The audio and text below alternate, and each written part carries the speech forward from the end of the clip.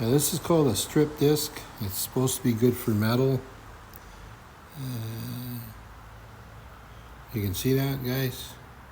Let's give it a whirl on this ugly table. So I have some other grinders we're going to use too, but let's try this strip disc.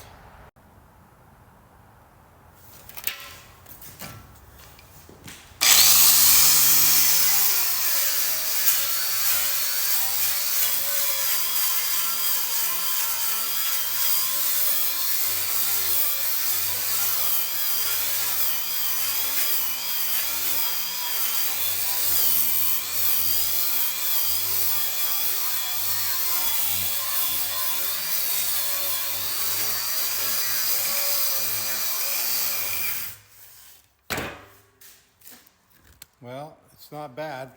There's a lot of rust on there. Look at the rust. Look at this side. So it did, it did get most of it off, but now you got to really get down there and grind. So I did do a bit of grinding here, guys. That was with the grinder. So we still got a lot of work to do, but that strip disc does work.